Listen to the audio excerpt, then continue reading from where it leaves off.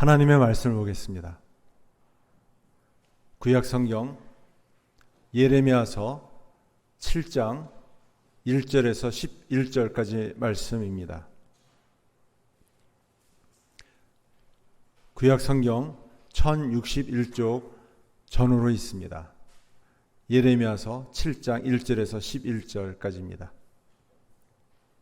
우리 같이 하나님의 말씀을 한 목소리로 봉독하겠습니다.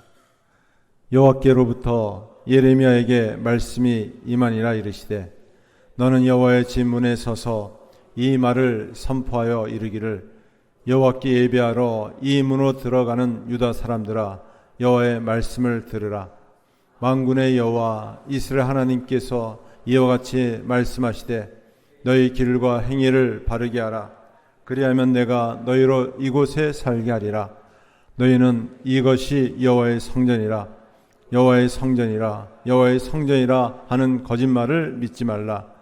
너희가 만일 길과 행위를 참으로 바르게 하여 이웃들 사이에 정의를 행하며 이방인과 고아와 가부를 압제하지 아니하며 무죄한 자의 피를 이곳에서 흘리지 아니하며 다른 신들을 따라 화를 자초하지 아니하면 내가 너희를 이곳에 살게 하리니 곧 너희 조상에게 영원 무궁토록 준 땅이니라. 보라, 너희가 무익한 거짓말을 의존하는도다. 너희가 도둑질하며 살인하며 간음하며 거짓 맹세하며 바알에게 분향하며 너희가 알지 못하는 다른 신들을 따르면서 내 이름으로 일컬음을 받는 이 집에 들어와서 내 앞에 서서 말하기를 우리가 구원을 얻었나이다 하느냐. 이는 이 모든 가증한 일을 행하려 함이로다. 내 이름으로 일컬음을 받는 이 집이 너희 눈에는 도둑의 소굴로 보이느냐. 보라, 나 곧 내가 그것을 보았노라. 여호와의 말씀이니라.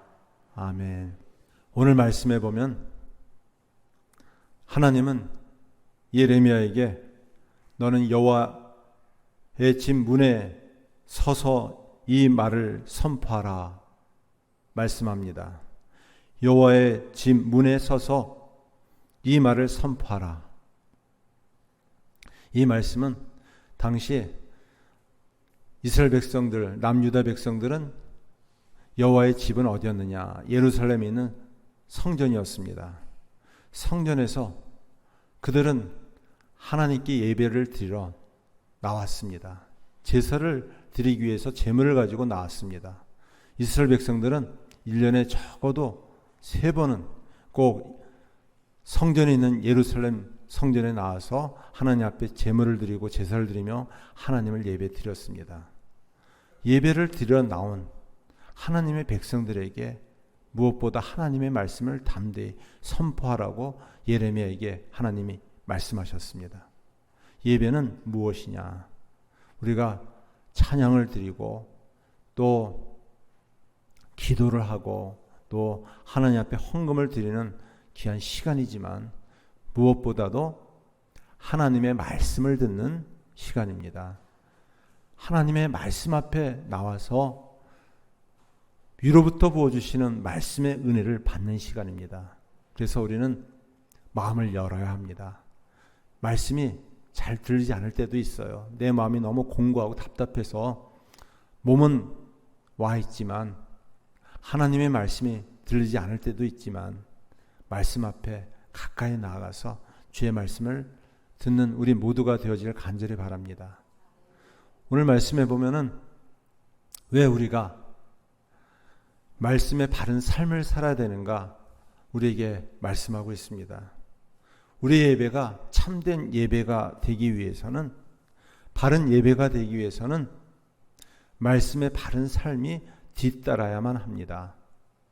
오늘 말씀 2절과 3절 말씀에 보면은 너는 여호와의 집 문에 서서 이 말을 선포하여 이르기를 여호와께 예배하러 이 문으로 들어가는 유다 사람들아, 여호와의 말씀을 들으라. 만군의 여호와 이스라엘의 하나님께서 이와 같이 말씀하시되 너희 길과 행위를 바르게 하라.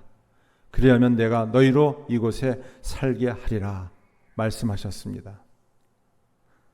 예루살렘 성전은 하나님의 집이 있는 곳입니다.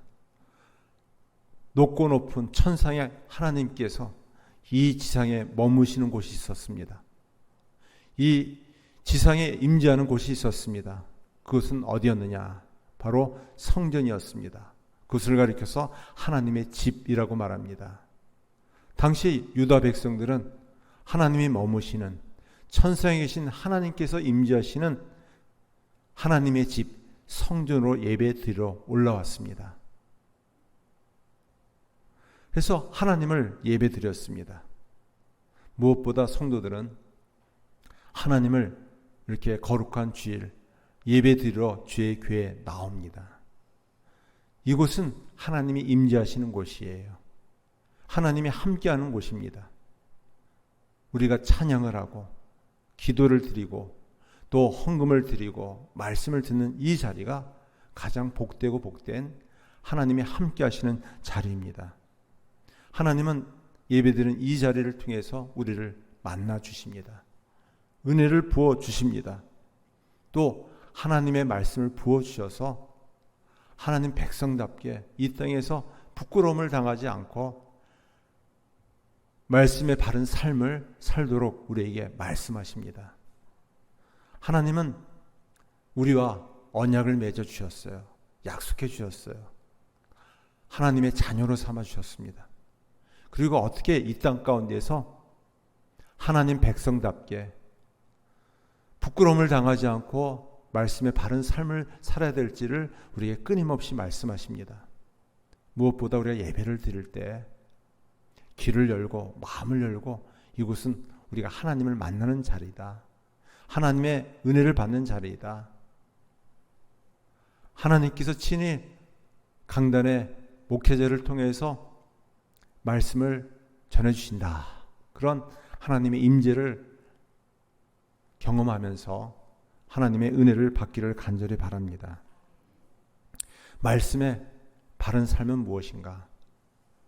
오늘 성경 우리에게 말씀하고 있습니다. 5절과 6절 말씀에 보면은 너희가 만일 길과 행위를 참으로 바르게 하여 이웃들 사이에 정의를 행하며 이방인과 고아와 과부를 압제하지 아니하며 무죄한 자의 피를 이곳에서 흘리지 아니하며 다른 신들 뒤를 따라 화를 자초하지 아니하면이라고 말씀하고 있습니다. 당시 유다 백성들이 하나님을 예배드리러 하나님의 집, 하나님의 성전에 올라왔지만 바른 예배가 아니었습니다. 엉터리 예배였습니다. 그릇된 예배였습니다. 거짓 예배였습니다. 하나님을 예배 드린다고 하지만 하나님 백성답게 살지 못했기 때문이에요. 하나님의 말씀 앞에서 바르게 살지 못했기 때문에 그들은 하나님 앞에 드린 예배가 엉터리 예배, 바른 예배가 될 수 없었습니다. 말씀의 바른 삶을 살지 못했습니다. 말씀의 바른 삶이란 무엇이냐? 5절과 6절 말씀에는 5가지로 우리에게 말씀하고 있는데요. 우리 생활과 우리 행실이 바르게 되어야 한다라는 것이에요. 말했으면은 약속을 지켜야만 합니다. 이 말이라는 것이 씨앗이에요. 말에 씨앗이 있기 때문에 좋은 말의 씨앗을 뿌려야만 합니다. 말은 책임을 져야 합니다. 약속은 지켜야만 합니다. 거짓된 약속, 허황된 약속, 허풍을 떨지만 약속을 지키지 않으면 그 사람은 거짓말장이입니다. 사기꾼입니다. 또 이웃끼리 서로 정직하게 살아야만 합니다. 어떻게 해서든지 자신의 이익과 이기적인 목적을 가지고 남을 이용하거나 해서는 안 됩니다. 정직하게 어떻게 하면 다른 사람을 유익하게 할 것인가, 어려움들을 잘 도울 것인가, 이런 생각을 가지고 좋은 관계를 맺으며 살아가야만 합니다. 또 셋째는 약한 자, 소외된 자, 어려운 자를 잘 도와야만 합니다. 성경은 나그네와 고아와 과부를 억압하지 말라라고 얘기하고 있습니다. 여전히 우리나라가 참 좋은 세상에 살고 있지만 아직도 어려움을 당하고 있는 이웃들이 있습니다. 질병과 질곡 가운데, 또 가난 가운데, 또 말 못할 여러 가지 어려운 가운데 있는 사람들이 있습니다. 우리가 그들을 잘 돌봐야만 합니다. 그들을 향한 죄의 마음을 가지고 잘 살펴야만 합니다. 그래서 한 사람도 우리 주변에 먹을 것이 없어서 굶주려서 고통하며 신음하는 사람이 없게 해야만 합니다. 또 질병과 질곡 가운데 아파서 고통 속에 신음하면서 있는 영혼들을 잘 살펴야만 합니다. 또 넷째는 무죄한 자의 피를 흘리지 않는 것입니다. 무고한 사람들을 억압하고 또 힘들게 해서는 안 됩니다. 오늘날 구조적인 악이 있습니다. 불의가 있습니다. 그래서 무고하게 억압을 당하고 피치 못할 또 고통을 당하고 신음하는 사람이 있습니다. 이런 구조적인 이 제도적인 문제들을 우리가 바르게 잘 세워야만 합니다. 또 다섯 번째는 다른 신들, 우상을 숭배하면 안 됩니다. 오직 참되시고 유일하신 신은 하나님 한 분밖에 없습니다. 하나님은 우상을 제일 싫어하십니다. 우상은 다른 것이 아니에요. 쾌락의 신이 있습니다. 또 만몬의 신이 있습니다. 세상의 풍조를 따라가지 않는 것이에요. 하나님의 뜻을 구하면서 하나님 말씀 앞에 바로 서는 것입니다. 이렇게 하나님께서는 예배하는 자에게 마땅히 거룩하신 하나님 백성답게 살도록 요구하고 계십니다. 원하십니다. 우리가 예배를 드리는 자세도 중요하지만 태도도 중요하지만 예배당을 떠나서 예배자답게 우리의 삶으로서 예배의 삶을 사는 것이 무엇보다 중요합니다.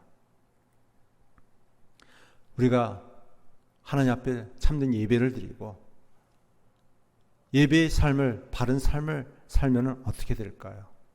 오늘 말씀 7절 말씀해 보면 내가 너희를 이곳에 살게 하리니 곧 너희 조상에게 영원 무궁토록 준 땅에니라고 말씀하고 있습니다. 하나님께서 약속의 땅에서 지켜주시고 인도하시고 함께해 주시고 우리를 부유케 하여 주신다, 풍성케 해 주신다라고 말씀하고 있습니다.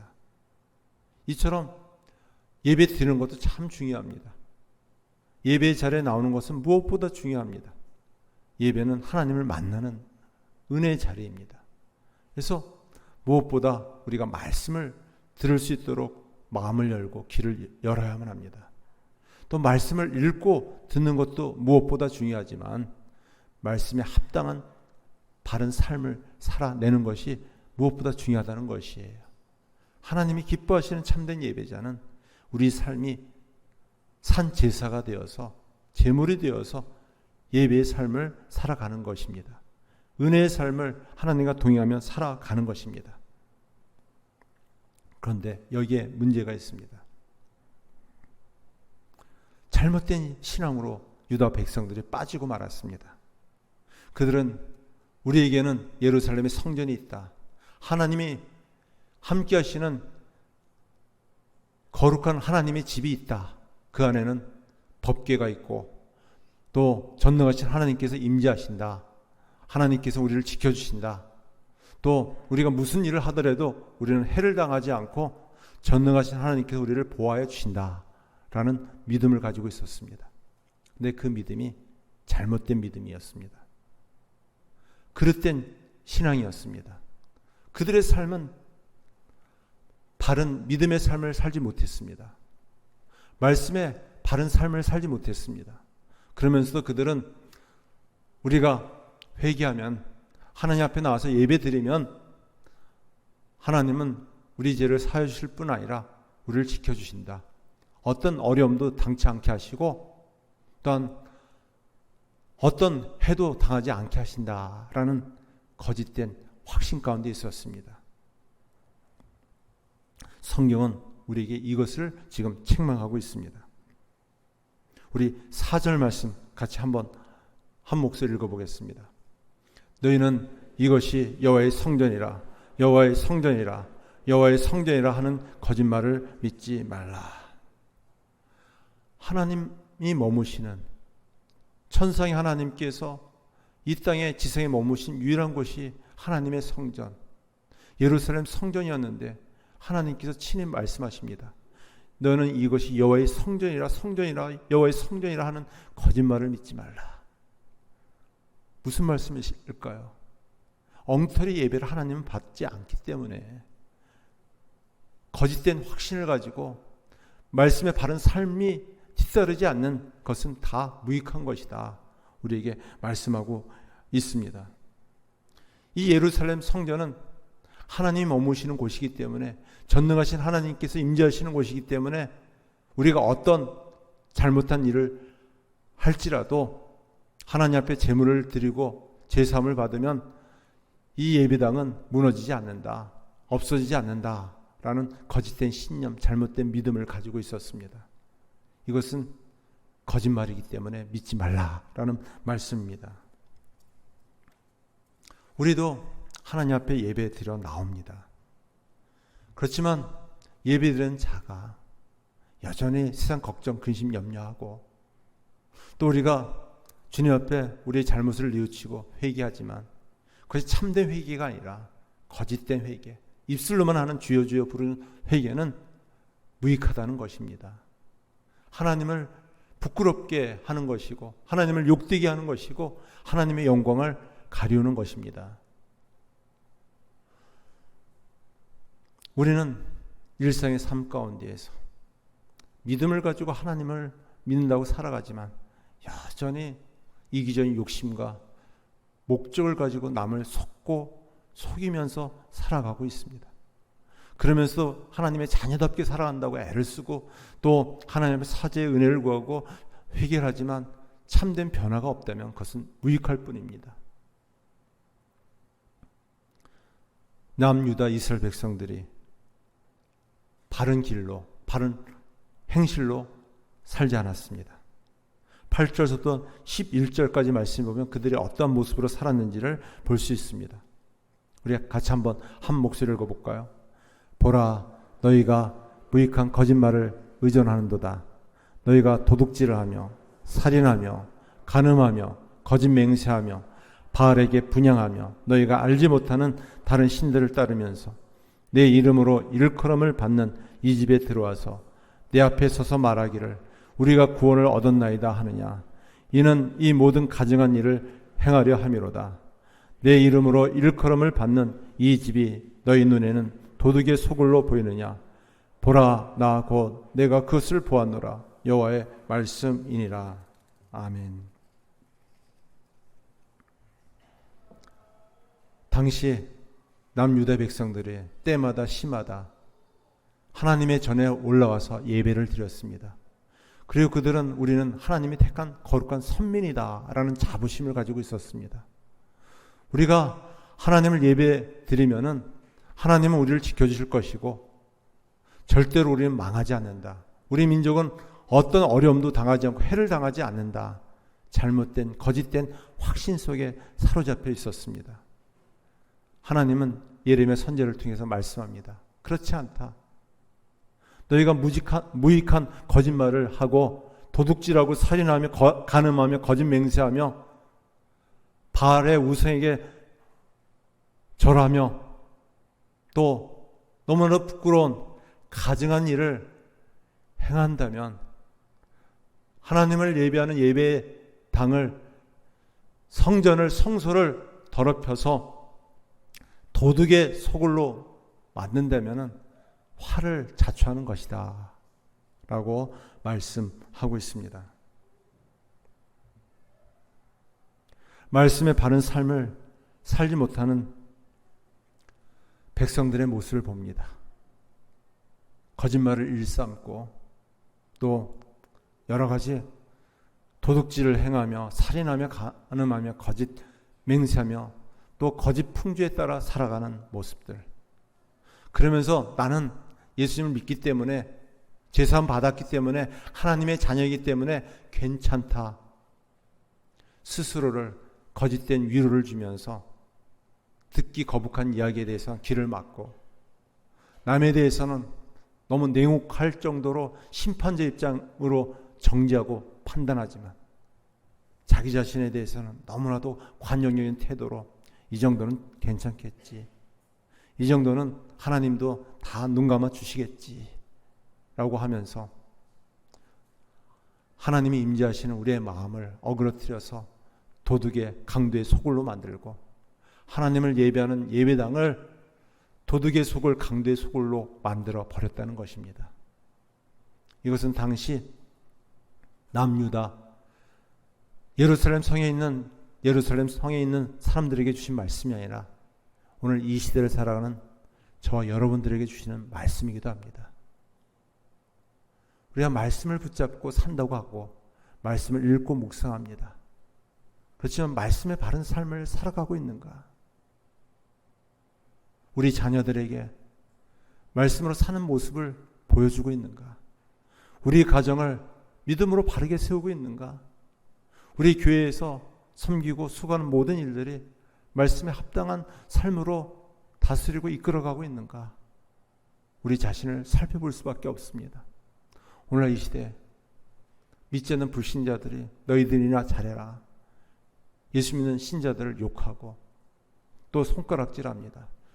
자신들도 말씀대로 살지 못하면서 우리 보고 말씀대로 살라고 얘기하느냐, 전도하느냐, 예수님을 소개하느냐라고 하면서 우리를 욕합니다. 그건 욕이 아니라 하나님의 음성입니다. 우리가 다시금 하나님과의 관계를 바르게 맺고 살지 않으면 스스로 화를 자초할 수밖에 없습니다.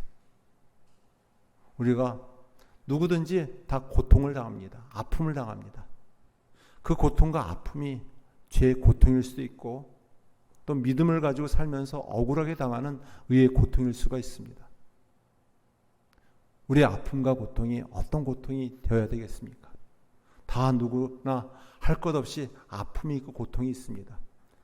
이 땅에 살면서는 늘 수고와 슬픔뿐인 인생을 살아가면서 늘 행복을 꿈꾸며 더 좋은 삶, 나은 삶을 꿈꾸고 있지만 현실적으로는 늘 수고할 수밖에 없어요. 노력할 수밖에 없습니다. 부딪힐 수밖에 없습니다. 그러면서 힘들다, 아프다, 죽겠다라고 얘기할 수밖에 없습니다. 그렇지만 그 아픔과 고통이 어떤 고통이며 아픔입니까? 하나님의 말씀에 합당하게 살지 못함으로 말미암은 죄의 고통이겠습니까? 아니면 믿음으로 살면서 갖는 억울한 그런 의의 고통이겠습니까? 결국 말씀의 바른 삶을 살지 않으면 어떻게 되는가? 우리 한번 오늘 말씀 14절과 15절 말씀, 14절과 15절 말씀 같이 한번 보겠습니다. 그러므로 내가 실로의 행함같이 너희가 신뢰하는 바 내 이름으로 일컬음을 받는 이 집 곧 너희와 너희 조상들에게 준 이곳에 행하겠고 내가 너희 모든 형제 곧 에브라임 온 족속을 쫓아낸 것 같이 내 앞에서도 너희를 쫓아내리라 하셨다 할지니라. 아멘. 엉터리 예배, 말씀을 듣고 우리는 말씀을 가지고 산다라고 말씀을 자랑할지라도 말씀의 바른 길로 삶을 살아내지 못한다면 하나님의 진노와 심판을 받을 수밖에 없다. 화를 자초할 수밖에 없는 일이다. 우리에게 말씀하고 있습니다. 우리는 하나님 앞에 하나님의 자녀답게 살려고 무던하게 애를 쓰고 힘을 씁니다. 그러면서도 늘 부딪히는 우리의 삶 속에서 넘어지고 쓰러질 때가 참 많습니다. 그럼에도 불구하고 우리는 다시 일어서야만 합니다. 말씀 앞에 가까이 나아가서 우리가 다시 한번 어떻게 살아내야 될지 결단하며 결심하는 주의 백성들이 되어야만 합니다. 우리가 주님이 기쁘시게 할 수 있는 삶을 끊임없이 씨름하며 노력한다면 하나님께서 어떤 은혜를 주실까요? 어떤 약속을 부어주실까요? 우리 3절 말씀 다시 한번 읽어보겠습니다. 3절 말씀. 만군의 여호와 이스라엘의 하나님께서 이와 같이 말씀하시되 너희 길과 행위를 바르게 하라. 그리하면 내가 너희로 이곳에 살게 하리라. 아멘. 우리는 넘어지고 쓰러질지라도 우리에게 보여주신 천국 가는 이 십자가의 길을 끝까지 포기하지 않고 다시 일어서서 믿음으로 결단하며 결심하며 가야만 합니다. 주님은 양의 문이 되십니다.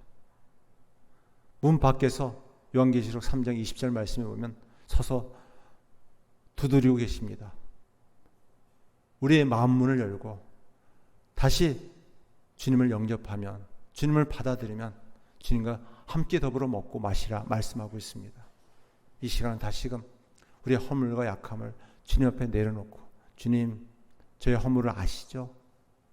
저의 약함을 아시죠? 다시 한번 주님을 내 중심에 모셔드립니다. 더럽고 추한 모든 모습을 다 씻어주시고 주님 모신 마음을 가지고 말씀이 삶이 되는, 축복이 되는, 능력이 되는 삶을 살아가게 하여 주시옵소서. 결단하며 결심하는 우리 모두가 되어지기를 다시 한번 간절히 축원합니다. 기도하겠습니다.